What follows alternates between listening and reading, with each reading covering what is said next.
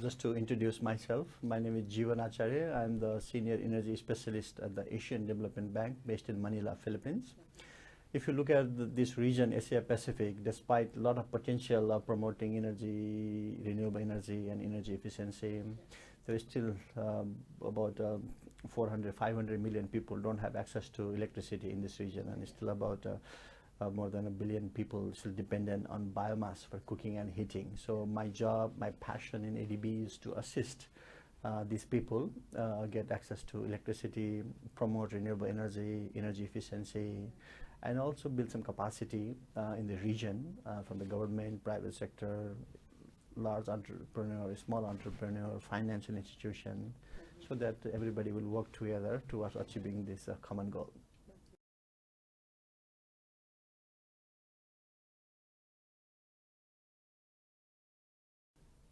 I mean, if you look at this region, Asia Pacific, I think a lot has been achieved. I think countries have a very good plan and targets, and also a lot of resources are becoming available for these countries, either from their own budget or from bilateral donors, local financial institutions, also from a multilateral development bank like ADB and World Bank and others. I think a lot of resources are being made available. I think these are positive things. I think there's no discussion about whether these things are important or not, but I think everybody realizes how important they are. But the question is, what steps that we should take, who should take that one. I think there's a lot of debate going on, which I see is a very healthy situation. I think we need to have a lot of debate and a lot of discussion. There is a lot of role for everybody. I think there's a role for government, there's a role for politicians, there's a role for private sector, role for academicians, there's a role for civil society organization, financial institution, donors, you name it. I think there's a role for everybody. I think if you're all able to work together, I think we'll be able to achieve that one. And if you look at example from India, the way they have done with the solar, I think it's quite amazing. If you look at in China, the wind and solar is amazing. Even if you look at small countries like Bhutan, I mean, they have been able to achieve almost 100% of renewable energy with hydropower. They're also exporting that one to India. And if you look at the example in Bangladesh with the solar home systems, and also looking at putting a large utility scale solar and so on, is also amazing. I think I think all of these countries, there's a lot happening there.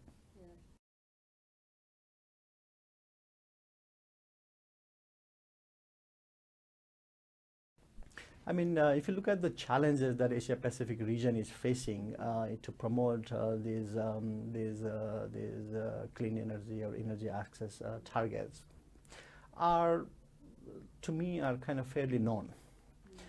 The challenges has been there, but on the other hand, we need to go slightly deeper into each of those challenges and then see where are the bottlenecks, and that with the support of everybody we can unlock. I mean, the one is in some countries they still don't have some policies and targets and roadmaps and so on. I think if they don't have it, they should come up with those as soon as possible. And then, but the important bigger challenge is the implementation of those policies and targets and so on. I think coming up with those policies and targets are always very good, but I think coming up with implementable projects and actions, and I think following through those ideas and actions are very important. I think the implementation to me is a bigger challenge in all of these countries. And there's various regions, there's a low capacity in the countries, and then these countries are also facing a lot of other problems and so on. So it's all come together, so that's why it's difficult. But I think implementation, quick implementation in a sustainable way, I think this is a bigger issue. And then other thing is, of course, financing is very important and critical. I think this is where MDBs like ADB and other bilaterals and others, other multilateral sources should also come together to assist these countries to help them to meet this initial upfront cost, which are often the big barrier, and also help them build their capacity as well. The third thing, which is also a very important challenge to me, is that even though the needs are there, but we don't have enough bankable, viable projects. So I think that's also often a challenge, that even the donors and also the investors want to support, but there aren't good projects, first of all. So I think, we again need to come up with those projects, make it ready, so that the money can flow and we can actually do this. So I think, if you look at it, so to me, implementation of the policies, targets and plans is one issue. Financing, mobilizing, thinking outside of the box is also an important part of it, and also the project, of course. Yeah.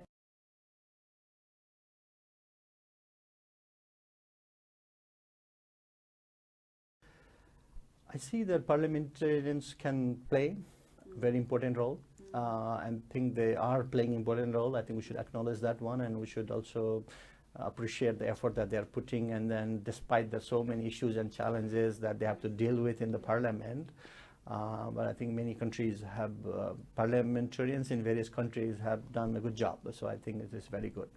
So, but I think they need to do much more, in my opinion. I think some of the things would be to come up with, making sure that it's enabling environments, which are very, very important for any private sector or any investment to go into that particular country. So this is where the parliamentarians can play a very important role to coming up with the enabling environment in terms of what kind of incentives that we should give it to the private sector, let's say. And then what kind of policy, fiscal and monetary incentives that we should introduce in the country. How shall we make these incentives very targeted so that it reaches to the right people, and also at the right time, and also making sure that their plans, the targets, and also policies are very sound and also very realistic. I think this is where they can play a very important role. And another thing, what I also think the parliamentarians can play an important role is also to work very closely with the government, to make sure that governments are also equally capable.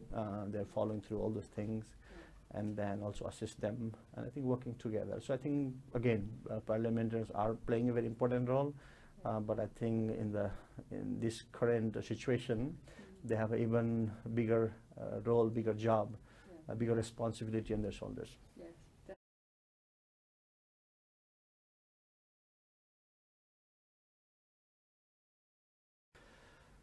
For me, I think workshops are very important part of it, because there's lots happening. But at the same time, it's very important that we should come up with a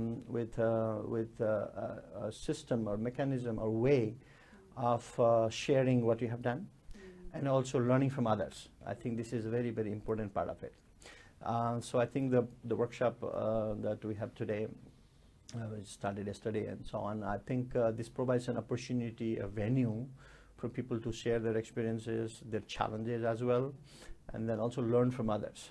Oftentimes what happens is if they see another country is also experiencing similar problems, or maybe another country may have had that problem in the past, and they may have resolved it already. So I think this is a lot of learning there as well. Also, it's important that they build their network. I think they can continue their dialogue, they can continue their relationship, partnership down the road as well. So I think that workshop like this can help bring that bridge that gap. At the same time, it's good that you invited ADB, and then also other experts are out there. So it's also opportunity for the parliamentarians to listen to other experts from different countries and the different organizations, so they can also give their perspective. I think this is also very important. Having said that, it is also important that workshop don't end up just being like a workshop. So I think there has to be some work before the workshop, and there should be also some continuation after the workshop. So I think then we'll be able to get the full advantage and benefits of workshops.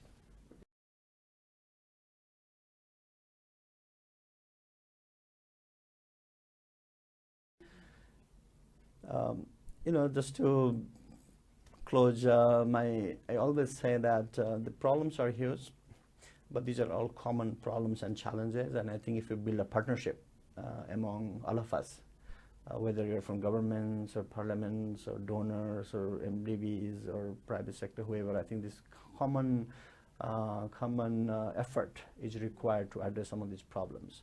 And I think if you work together, I think you will be able to achieve more. I think so. I always emphasize that collaboration and partnerships are very, very important in addressing these problems. And if we all work together, we'll be achieve earlier. We'll be able to do a better job, much more sustainable, and it will also be fun working together.